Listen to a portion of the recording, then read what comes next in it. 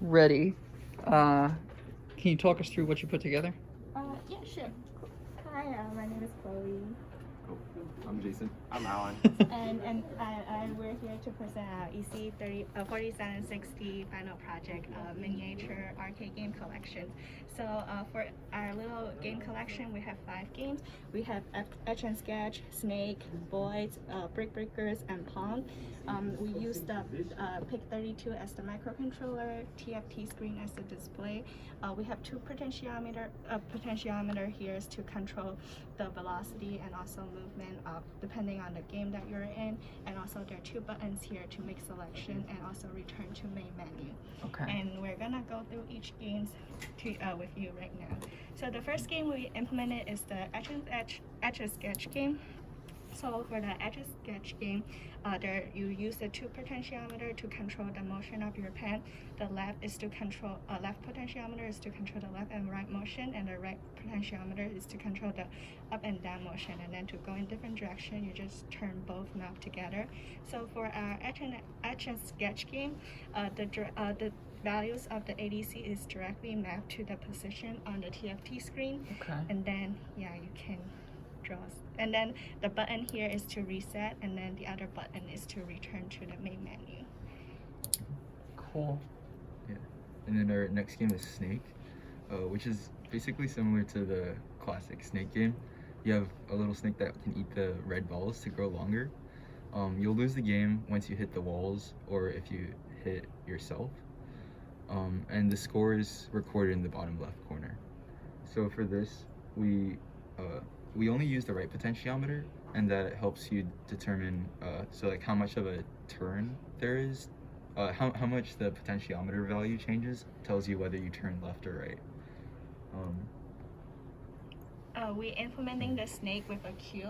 So basically we initialize a queue for the snake, and then we in queue and dequeue like the front and back so that the snake can keep moving. And then for the dots, it's randomly generated with the random function. Okay.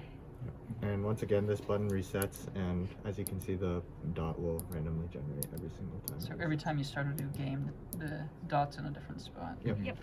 Cool. And then this button returns the main menu again. Alright. And then our next game is Voids. So this is similar to what we implemented before for one of our projects, but here you can control the predator's velocity. The right one controls vertical velocity, and the left controls horizontal velocity. Also, if you try to go off the screen, it'll push you back into the middle, so you don't lose your predator. So if you stop touching the potentiometers, It will still flow around, but Right. the velocity will be constant. so unlike the Etch-a-Sketch game where the potentiometers were controlling the position, Yeah. this is controlling the velocity. Yeah, velocity. Okay. Yeah, Okay. so it just gives like a smooth, visual display. Okay. Cool. Our next game is Brick Breaker, and so basically there's a ball with a continuous velocity or a constant velocity, and then the paddle is controlled in a very similar method as how the Boyd's controls or how in the Boyd's game the predator is controlled by changing the velocity, except for this time when we read an ADC value that isn't changing, we set the velocity instantly back to 0. Okay. And then we also have a 2D array to represent the bricks, and basically we check for collisions with the brick and the ball based off of the radius of the ball and the edges of the brick. And then we check for collisions with the paddle in a very similar manner, and when it collides a certain face of either the brick or the paddle or the walls, it will change the corresponding velocity. And when the ball has gone past the brick, basically that's when you lose the game, or when all the bricks have been destroyed, you win the game. Yep. Cool. And this is for resetting the game, and then this is for returning to the main menu. Yep.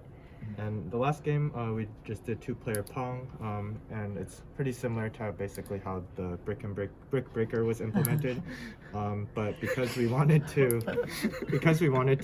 make use of both potentiometers, we wanted to have a 2-player game so that would be more interactive. Sure. Yep, and that concludes our. And this is reset, and that's return to main menu, and that concludes our final project. Awesome. Thank you very much.